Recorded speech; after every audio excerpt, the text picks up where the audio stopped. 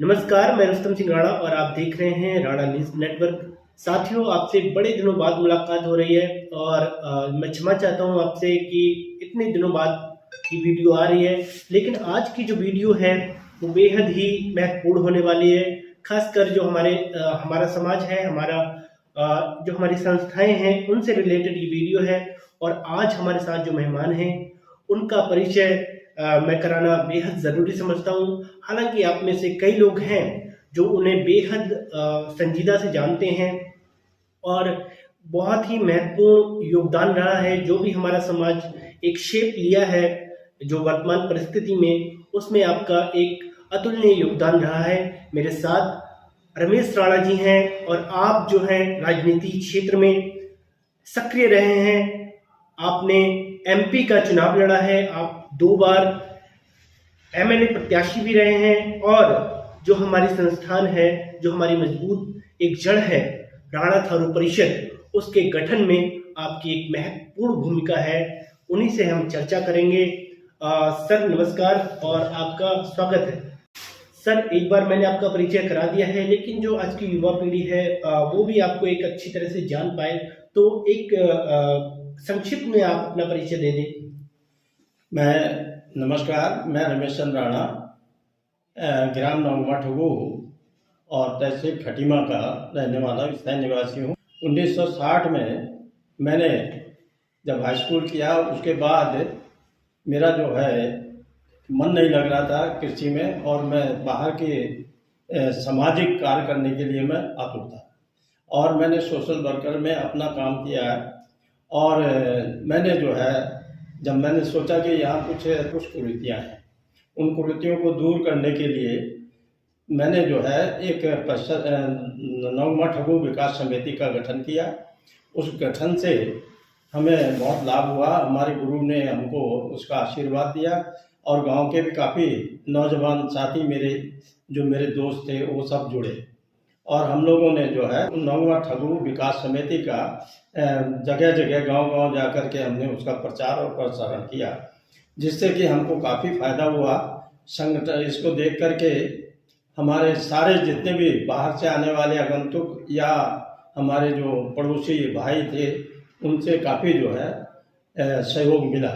क्योंकि पहले कुछ कुरीतियाँ हमारे साथ ये थे कि हम लोग जो है इधर उधर घूमते रहे और हम अपने समाज के बारे में नहीं सोच पाए थे। क्योंकि हम जंगलों में रहे थे, राजस्थान से जब आए थे तब हम लोग जो जंगल में रहे थे, बिहार में रहे थे, जिसकी वजह से हम सब लोग अशिक्षित ही रह गए हैं। जो भी मेरे से पूर्वज हैं वो ज़्यादातर अशिक्षित हैं।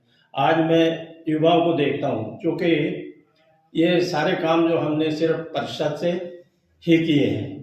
अब मैं उसको जो है दूसरी तरह से ले जाऊंगा, परंतु इस समय जो है वर्तमान में मैं अपने युवकों से कहूँगा कि जितना जो है संगठन हम लोगों का है राणा थारू परिषद, 1965 में हमने इसको रजिस्ट्रेशन कराया था।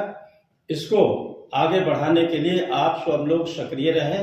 सर, जो किसी भी संस्था की शुरुआत होती है और जाहिर सी तौर है उसके कुछ उद्देश्य होते हैं, उसके कुछ एक स्वरूप होता है उसका।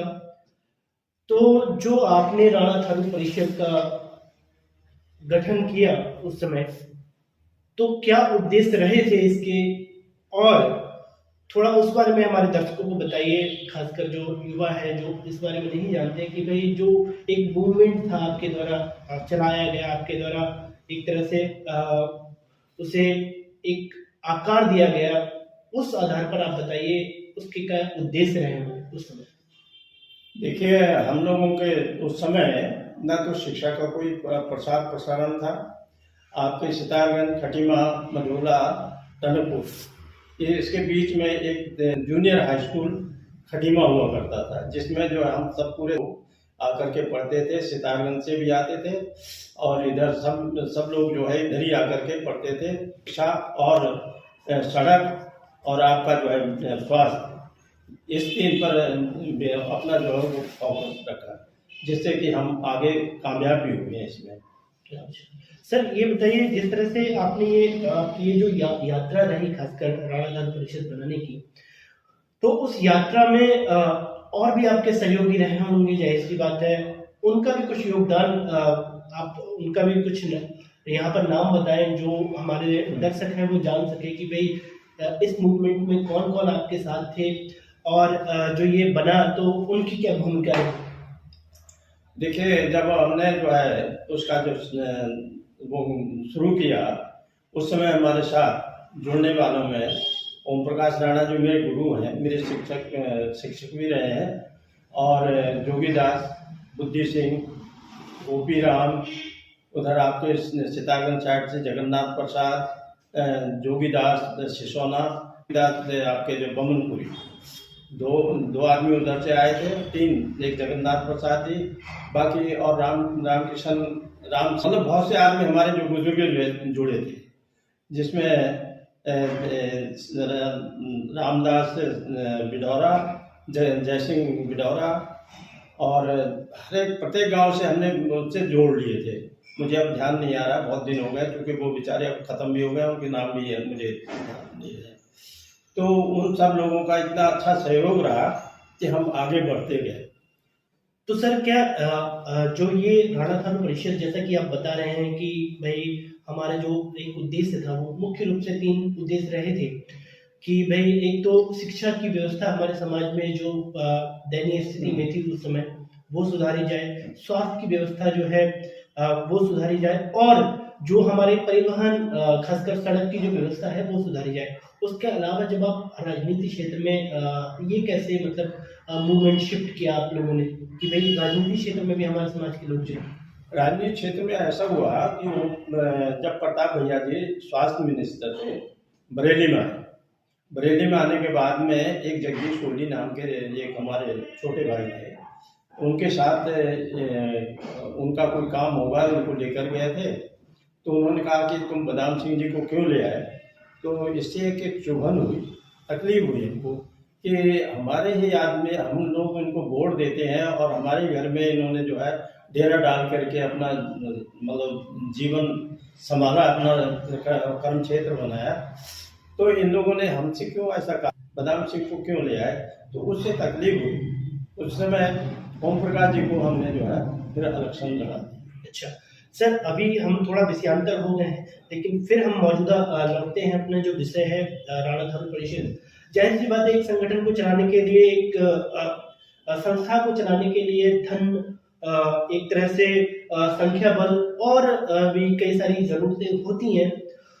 तो जो आर्थिक रूप से या फिर जो हम जगह आज देखते हैं जहां हमारा आज राणा थारू परिषद बना है खटीमा में, वो जगह, वो सारी चीजें आपने कैसे जुटाई, कैसे आपने ये जो है बिल्डिंग के लिए कैसे किया, ये सारी चीजें भी बताइए हमारे दोस्तों को। ये द्वारा हमने एक जगह ली थी जो थी पेनिया में। वो उस समय चूँकि सस्ता टाइम था और हमने 9 बीघा वहाँ पर ले ली थी, तो हमने वहीं पर अपना केंद्र रखा था, केंद्रित। तो वो जो है उसके बाद जो है हम लोगों ने अपना डोनेशन करके उसको खरीदा था। गोपाल सिंह राणा जी आपके वर्तमान विधायक जो है वो विधायक बन गए थे, फर्स्ट वही लड़े थे। उसके बाद उन्होंने जो है ये सारे जो है सरकार से लेकर के तब जाकर के उसको उस जमीन को बेचा, क्योंकि इंडिया में जो ली थी। हाँ, जब वो गोपाल सिंह जी बने हैं तब जाकर के हमको जो है ये जमीन हमने पेनिया बेच करके यहाँ कर गूड़ में लिया था। उसके बाद जो है धीरे धीरे हमने उसमें मकान भवन, इनके विधायक बनने के बाद में भवन का भी हमें तिवारी जी ने उसमें सहयोग दिया, क्योंकि हम लोग कांग्रेस के कर्मठ थे और उससे जो हमको जो है वहाँ से सहयोग मिला। सहयोग मिलने के बाद में तब जाकर के हम ये धीरे धीरे करके आज जो है ये परिषद को हम वहाँ पर स्थापित कर पाए।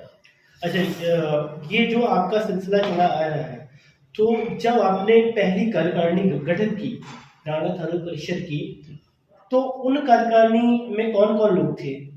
उस समय तो दिल्ली कार्यकारिणी में मथुरा प्रसाद बिगराबाद उनको अध्यक्ष बनाया गया था, गोपी राम जी को महामंत्री बनाया गया था, और संरक्षक की भूमिका जो है ओम प्रकाश जी निभाते थे। इस तरह से धीरे धीरे जो है फिर उसमें जुड़ते गए। आपके जगन्नाथ प्रसाद भी जुड़े, जोगीदास भी जुड़े, बमनपुरी वाले, और जयसिंह भी आ गए उसमें। फिर इधर धीरे धीरे ये आपके जितने भी हमारी जो एक सोसाइटी बनी थी उसमें भी वो लोग सब आ गए थे। अच्छा सर, ये बताइए कि जैसे आपकी संस्था बन गई है, कार्यकारिणी गठित हो गई है, कोई बड़ा मूवमेंट उस समय जिससे आपके द्वारा जो है जो आप संदेश देना चाह रहे हो राणा समाज को, थारू समाज को, वो दिया हो आपने, और लोग भी आपसे उतना ही जुड़े हो? कोई ऐसा कोई मूवमेंट अगर उस समय याद हो आपको? नहीं, उस समय जो है देखिए हमारे साथ अब एक अन्याय हो रहा था। ओम प्रकाश जी इलेक्शन लड़ गए थे, तो कांग्रेस का राज था उस समय, तो उन्होंने जो है यहाँ पर एससी सीट कर दी। इसको जो है आपका बैताल घाट वगैरह जोड़ करके, तो ये हम लोगों को शेड्यूल में ला दिए। हम कमजोर हो गए, 35-30% से कम हो गए। तब इन्होंने जो है हमको एससी दे दिया। एससी जो है सीट नहीं हट रही थी, तो उसमें हमने जो संघर्ष किया, और इतना बड़ा संघर्ष हुआ। वहाँ हमने बहुत एक विशाल जुलूस निकाला। मैं था, गोपाल भी फिर आ गए थे, और सभी लोग, शास्त्री जगत देव शास्त्री, गोपाल सिंह, मैं, ओम प्रकाश राणा वगैरह, ये सारे लोग वहाँ पर इकट्ठे हुए और एक बहुत बड़ा जुलूस निकाला। उसमें कहा कि अब ये संघर्ष करने का समय आ गया है, संगठित होने का समय आ गया है, और नहीं तो ये हमें जो है हमेशा जो है पिछाड़ते रहेंगे। तो उसके बाद जो आपकी मांगे रही होंगी उस आंदोलन में, क्या वो सरकार ने पूरी की? सरकार ने तो उस समय पूरी नहीं की, मगर यह है कि ये शुरुआत जरूर हो गई कि अब जो है थारू आगे जागने लगा है। अच्छा, एक जागरूकता अभियान ज्यादा कह सकते हैं हम उसे, बजाय कि वो जो सफलता हमें नहीं मिल पाई। हाँ, लेकिन ये है कि लोग जागरूक हो रहे हैं अधिकारों को लेकर के। अब मैं वर्तमान परिस्थिति में आया सर, जिस तरह से हम बात कर रहे हैं, हम राजनीति में भी बात कर रहे हैं अपनी, लेकिन जो हमारा जो टॉपिक है उस पर हम केंद्रित फिर से होते हैं एक बार। लोगों की शिकायतें हैं राणा थारू परिषद से, चाहे वो वर्तमान कार्यकारिणी को लेकर या फिर जो पहले की कार्यकारिणी नहीं हो। मैं चूंकि मैं नाम तो नहीं लेना चाहूँगा, लेकिन क्या आपको भी लगता है कि जिस उद्देश्य से, मान के चलो ठीक है भाई, ठीक है, हमारा विस्तार भी होता है, चाहे वो हम अपनी संस्था के रूप में चाहे विस्तार करें या फिर अपने विचारों के रूप में विस्तार करें, तो जैसे कि जो राणा थारू परिषद था, मूल उद्देश्य जो 3 थे उनके, उसके बाद जो है उस उद्देश्य में भी विस्तार हुआ कि भाई और भी हम भैया और भी हमारे बिंदु विषय बिंदु हो सकते हैं जिनको हमें ठीक है अपनी जनता तक एक जागरूक संस्था के रूप में पहुंचाना चाहिए। तो आप मुझे ये बताइए कि आपको जो वर्तमान परिस्थिति है राणा थारू परिषद की जो संस्थान है, उसको लेकर आप कितने संतुष्ट हैं? क्या वास्तव में वो सही दिशा में जा रहे हैं या फिर हम अभी भी ढक के वो 3 पात बने हुए? देखिए उस समय जो था, पहली चीज तो उसमें परिषद के पास पैसा नहीं था। जो भी पैसा था अपना आपस में ही आता था। आज तो पैसा खैर हमको सरकार से भी मिल जा रहा है, इसमें उससे जो है अपनी व्यवस्था को चला ले जा रहे हैं। परंतु ये है कि अभी भी मैं संतुष्ट नहीं हूँ जिस उद्देश्य से मैंने बनाया था। जैसे कि यहाँ स्वास्थ्य और सड़क वगैरह का अभी पूर्ण निर्माण नहीं हुआ। परिषद का जो है, परिषद से हमने जो जितने काम किए हैं मैं आपको इस खटीमा में कुछ नहीं, एक इंटर कॉलेज के अलावा कुछ नहीं था। डिग्री कॉलेज होना बहुत जरूरी है। फिर डिग्री कॉलेज के व्यवस्था की लाए, डिग्री कॉलेज आया। उसके बाद आपके ITI तो खैर मैंने तिवारी जी को हाथ पकड़ करके ऊपर खड़ा करके में मैंने कहा यहाँ से आप पॉलिटेक्निक का जो है आप उद्घोष करेंगे। तो उन्होंने कहा कि पॉलिटेक्निक नहीं, मैं ITI जनजाति के लिए है वो। सर, हम संस्था के विस्तार की अगर बात करें तो जहाँ तक कई लोगों से जब चर्चा होती है इस बारे में, कई लोग अपनी राय रखते हैं कि भाई राणा थारू परिषद जो है खासकर युवाओं को लेकर, या उनका जो विस्तार है वो युवाओं में क्यों नहीं है, या युवाओं में ही अगर ना जाकर के क्यों एक गांव में राणा थारू परिषद का एक सदस्य हो हर गांव में, हमारी इतनी बड़ी आबादी है और अगर हम उनके एक्टिव मेंबर की बात करें तो वो बहुत ही कम है। यहाँ मैं आंकड़ा तो नहीं पेश कर सकता, लेकिन वो जो विस्तार की बात है कहीं ना कहीं अछूते हम उस चीज़ में हैं, और खासकर युवाओं के बीच में। देखिए, हमने यूथ परिषद बनाई थी, जिसके हरिमोहन सिंह जी राणा आपके अध्यक्ष रहे थे, और उससे जो है पहले खेलों में ज़्यादा रुचि रखते थे ताकि खेल से हम सब लोग जुड़े। आस्ते आस्ते हरिमोहन सिंह राणा जी तो अपना चले गए थे उसमें इंटर ट्रीटमेंट में, तो वो इंस्पेक्टर होकर चले गए थे। बाकी जो है थोड़ा छिन्न भिन्न हो गए। अब टाइम आया गोपाल सिंह जी का। गोपाल सिंह जी अध्यक्ष बने और लबरू सिंह जी उसके महामंत्री रहे। तो इन्होंने जो है एक ही बात की है कि युवाओं की तरफ रास्ते में ध्यान दिया। अच्छा, जिन युवाओं को इन्होंने ध्यान दिया, युवा मंच बना है मगर पार्टी से संबंधित है। हम उस युवा मंच को हम मानते नहीं है परिषद का। परिषद के लिए यूथ जो है अलग होना चाहिए, बिल्कुल, जो अपनी समाज राजनीति से अलग रखे। मैं कांग्रेसी था, परंतु मैं जब परिषद में जाता था तो कांग्रेस की बात नहीं होती थी। थरवाड के अलावा, थरवाड के विकास के अलावा, थरवाड को जो है किस तरह से धरने पे लाया जाए, संगठित किया जाए, उस पर चलती थी। और वो हमारा संगठन बहुत अच्छा हो गया था। यहाँ से सितारगंज सब जुड़ गया था। आज सितारगंज अलग हो गया। 2 में हुआ था इलेक्शन उत्तराखंड का, तो मुझे अध्यक्ष होना था। मैं अध्यक्ष था, दान सिंह राणा उपाध्यक्ष थे, ज्येष्ठ, और कनिष्ठ थे आपके दौलत सिंह जी। बड़ा अच्छा लग रहा था कि हम सब लोग एक। जब इन्होंने 1 साल के बाद, अब अध्यक्ष किसी का फिर अध्यक्ष होता नहीं है, किसी का नहीं रहता है, पार्टी से उसका कोई मतलब नहीं होता है, परिषद का हुआ। इन्होंने जो है यहाँ आए थे तोगड़िया जी, बीजेपी के थे। उन्होंने जो है यहाँ के उन्होंने कहा कि हम आपको अध्यक्ष बनाना चाहते हैं। मैंने कहा मुझे अध्यक्ष बना दो, खाली रमेश के बनाना, मतलब परिषद उसको मत करना था, अध्यक्षता करा रहा है। तो इन्होंने जो है फिर वो अब जानते हैं वो पार्टी वाले जो है उल्टे सीधे कह करके वो मुझे उसमें सान दिया कि भाजपा की तोगड़िया जी के उसका जो है थारू राणा परिषद के अध्यक्ष उसकी अध्यक्षता करेंगे। तो उससे जो है इन पे थोड़ा हम लोगों में आपस में फ्रिक्शन हो गया। गोपाल सिंह जी ने उसी के बाद जो है सब लोगों को बुला करके, ओम प्रकाश जी भी थे, गोपीराम जी थे, तो 2-3 आदमी आकर के इन्होंने मुझे अलग कर दिया। 1 साल का मुझे टाइम दिया, 1 साल का अध्यक्ष बना दिया। ठीक है, मैंने कहा कोई बात नहीं। मैंने पहले इस्तीफा मांगो मुझसे कि मैं किस कारण से मैं आ रहा हूँ। भाई तुम्हारी परिषद के लिए ही मैं गया था वहाँ पर कि ताकि तुम्हारे परिषद को कुछ सहयोग मिलेगा, मतलब एक हमारे जो बीजेपी के होंगे वो जोड़े उन्होंने, तो वो नहीं हुआ। तो उससे जो हमारा फ्रैक्शन हो गया। तो इन्होंने मुझे जब हटाया तब इनका जो है मेरा बहुत ज़्यादा एक दिन संघर्ष ही हो गया था। और आज युवा मोर्चा जो बनाया है वो भी भाजपा का।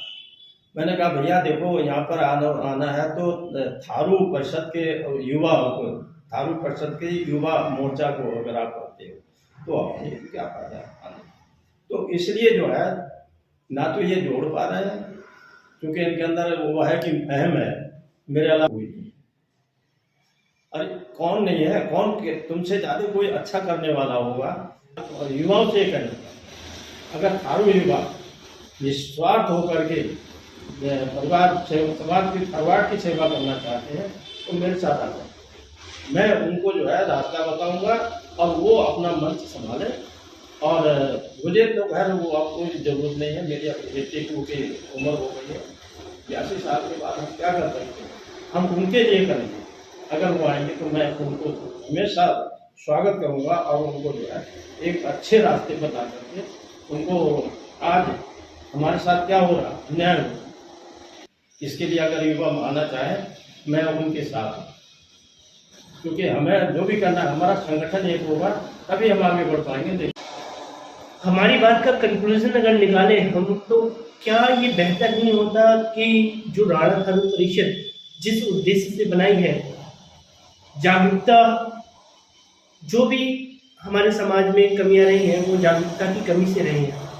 उन जागरूकता को कैसे दूर करें, और अगर इस संस्थान का अगर बंटाधार और लोग तरह तरह के सवाल जब उठाते हैं तो ये ध्यान में आता है कि उसका मुख्य कारण राजनीति ही रही है। क्योंकि जब तक ले आप राणा थारू परिषद में एक विचारधारा को लेकर आएंगे, एक चाहे वो राजनीतिक हो या किसी भी प्रकार की विचारधारा हो, अगर वो आप लेकर आते हैं फिर आप इस समाज का, इस संस्थान का जो उद्देश्य है वो कभी भी पूरा नहीं कर पाएंगे।